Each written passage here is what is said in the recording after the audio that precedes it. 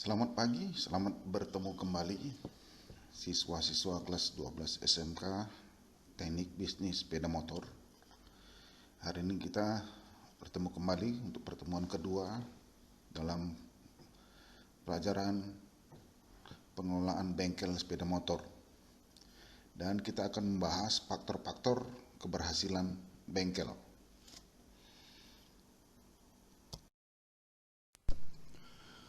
Apakah itu keberhasilan? Keberhasilan adalah suatu kesesuaian antara rencana dengan proses pelaksanaan dan hasil yang dicapai. Artinya, keberhasilan itu adalah sasaran yang dicapai melalui proses atau tahapan-tahapan yang sudah direncanakan secara matang.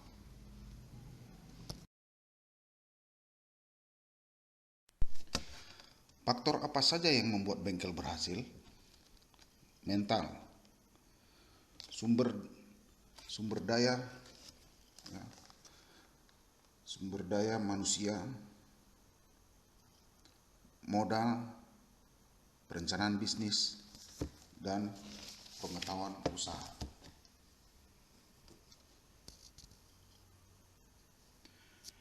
Jadi di sini mental merupakan faktor utama dalam melaksanakan suatu usaha. Ya, salah satunya seorang pengusaha atau pemilik bengkel harus memiliki mental yang kuat sehingga dapat berpikir positif dalam menghadapi segala masalah maupun tantangan yang ada. Kemudian sumber daya, sumber daya manusia. Memegang kendali bengkel seharusnya mampu mengontrol seluruh aktivitas karyawan dan operasional bengkel. Semua hal yang berhubungan dengan bengkel harus diperhatikan agar operasional maupun administrasi bisa berjalan dengan baik. Kelalaian pemegang petinggi perusahaan ini dapat menjadi kegagalan bisnis. Kemudian modal.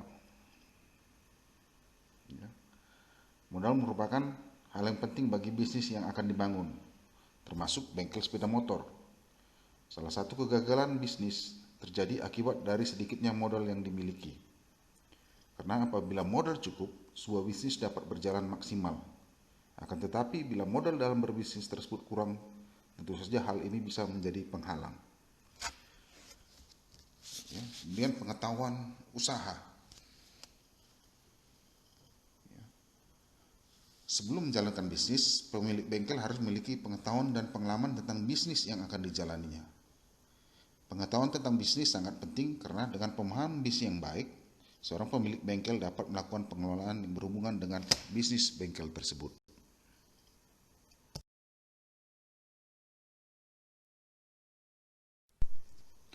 Apa saja indikator keberhasilan bengkel? Pertama, kemampuan menghasilkan laba atau laba bersih sebuah bengkel akan dicapai setelah keuntungan dikurangi biaya-biaya produksi, termasuk pajak dan biaya lainnya. Kemudian sumber daya manusia, sumber daya keuangan, sumber daya manusia, kedudukan pasar, pengembangan usaha, sarana kerja, dan tanggung jawab sosial bengkel terhadap lingkungan. Sumber daya keuangan itu meliputi tingkat efisiensi yang ingin dicapai, batas bersih yang ingin dihasilkan, laba yang diharapkan, kebutuhan dana yang dibutuhkan untuk modal maupun biaya operasi. Kemudian sumber daya manusia, yaitu keterampilan sesuai dengan bidang masing-masing dalam struktur organisasi bengkel, dan terus akan ditingkatkan. Nah, bengkel berhubungan dengan teknologi, jadi sumber dayanya pun harus sumber daya yang selalu upgrade dengan teknologi agar bengkel tidak ketinggalan. Kemudian kedudukan pasar, artinya adalah kemampuan bengkel untuk dapat bersaing dengan bengkel lain yang serupa. Biasanya bengkel memiliki kedudukan baik dengan memberikan kepercayaan kepada konsumen karena bengkel menjual jasa.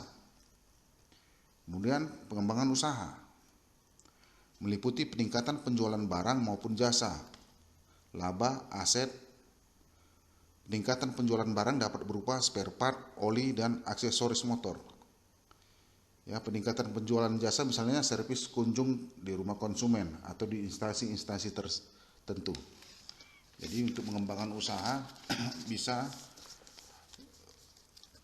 menjual produk-produk yang terintegrasi dengan jasa yang dijual pada bengkel tersebut. Ya, kalau kita buka bengkel sepeda motor, berarti kita menjual alat-alat spare part dan aksesoris sepeda motor dan yang berhubungan dengan sepeda motor. Kemudian sarana kerja, ya perlu disediakan, diawasi dan dikendalikan penggunaannya. Karena semakin lama alat digunakan pasti efektivitasnya turun, sehingga perlu adanya perbaikan, penggantian maupun penambahan sesuai dengan perkembangan teknologi. Ya, karena sarana kerja atau alat kerja yang digunakan dalam proses produksi atau proses pekerjaan itu mengalami yang namanya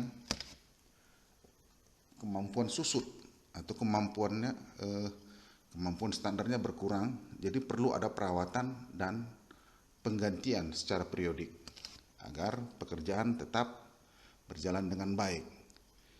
Kemudian tanggung jawab sosial bengkel terhadap lingkungan, artinya bukan hanya keuntungan berupa laba saja yang dicari, akan tetapi keberadaan bengkel harus dapat diterima oleh masyarakat dan lingkungan sekitar.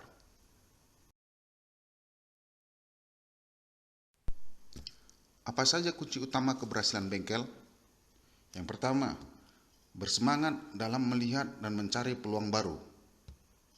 Kemudian disiplin ketat dalam menjalankan peluang yang diperoleh. Mengejar peluang yang sangat baik dan menghindari peluang yang kurang menguntungkan bagi organisasi. Kemudian fokus pada pelaksanaan dan mengikut sertakan energi setiap orang yang berada di dalam jangkauan organisasi.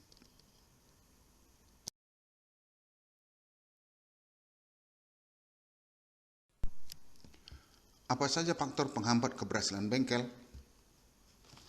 Fokus internal, market description, tidak fokus, pertanggungjawaban tidak jelas, ketidakmampuan melihat peluang, tidak ada ketegasan, persaingan internal, melihat masa lampau, dan tidak mampu bangkit dari keterpurukan. Jadi apa saja faktor penghambat keberhasilan bengkel itu tadi? Yaitu fokus internal. Artinya pimpinan hanya melihat yang ada di dalam atau terjadi konflik internal yang membuat manajemen tidak lagi sensitif dengan apa yang terjadi di luar. Hal ini bisa terjadi karena para pemegang modal atau saham sibuk memperebutkan posisi atau kepentingan lain yang membuat urusan pengembangan perusahaan menjadi terbengkalai. Kemudian market description. Market description ini adalah terhambatnya perkembangan perusahaan, bisa juga karena ada market description atau ada suatu hingar-bingar di luar perusahaan yang tidak mampu diikuti. Umumnya ini disebabkan oleh hadirnya teknologi baru yang menyebabkan perusahaan tidak lagi kompetitif. Munculnya teknologi baru pada sepeda motor, sebagai contoh adalah perpindahan teknologi mesin sepeda motor dari teknologi konvensional ke teknologi injeksi. Jadi apabila bengkel tidak bisa mengikuti perkembangan teknologinya, maka dapat dipastikan bengkel tersebut lama-kelamaan akan ditinggalkan oleh konsumennya. Kemudian tidak fokus. Biasanya terjadi karena ingin melakukan beberapa target kegiatan sekaligus. Penggunaan sumber daya menjadi terpecah. Akibatnya di setiap kegiatan tidak ada yang dapat berhasil secara maksimal. Ini mungkin juga akibat adanya berbagai prioritas yang tidak saling mendukung. Jadi dalam menjalankan usaha kita harus memposisikan skala prioritas, mana yang lebih dahulu dimajukan. Kemudian pertanggungjawaban tidak jelas. Apabila penanggung jawab tidak jelas, maka dari sisi pelaksanaan juga akan tersendat-sendat. Ditambah lagi dengan kualitas sumber daya manusia yang tidak mumpuni, maka pelaksanaan suatu pekerjaan atau proyek juga akan jadi masalah. Kemudian ketidakmampuan melihat peluang. Biasanya ada peluang besar yang terlewat begitu saja, karena ada ketakutan atau keraguan untuk mengambilnya. Akibat berikutnya adalah terjadinya stagnasi. Tidak ada pertumbuhan pada suatu usaha. Keadaan ini dapat diperparah apabila produk dan jasa perusahaan sudah tidak mutakhir atau outdated products and service. Kemudian persaingan internal, ya, umumnya terjadi karena ada konflik di level atas, ya, sesama orang dalam saling bersaing ingin merebut posisi dalam menjalankan perusahaan. Kemudian melihat masa lampau, biasanya terjadi karena melihat kesuksesan di masa lampau sehingga pimpinan selalu membandingkan keadaan sekarang dengan keberhasilan sebelumnya, sehingga terjadi usahanya jalan di tempat, jadi susah berkembang. Dan yang terakhir, tidak mampu bangkit dari keterpurukan, ya, tidak mampu bangkit dari keterpurukan. Kegagalan dalam suatu promosi yang menelan investasi lumayan besar seringkali jadi membuat manajemen menjadi gamang. Biasanya rasa percaya diri akan terkikis karena sejumlah uang yang digunakan untuk promosi tidak membuahkan hasil. Apabila perusahaan tidak memiliki cadangan atau pemegang saham tidak mau lagi menambah dana segar, cepat atau lambat dampaknya adalah pada lambatnya pengembangan perusahaan. Demikianlah untuk materi kita pada hari ini.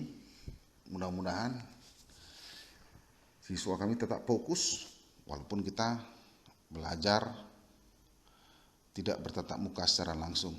Tapi saya harap apa yang saya lakukan hari ini bisa berbekas dan bisa diingat oleh siswa kami dan bermanfaat bagi Anda. Ya, ingat pesan saya, kita bisa bukan karena bakat, bukan karena berbakat, tapi karena banyak belajar dan latihan. Sampai jumpa, sekian dan terima kasih.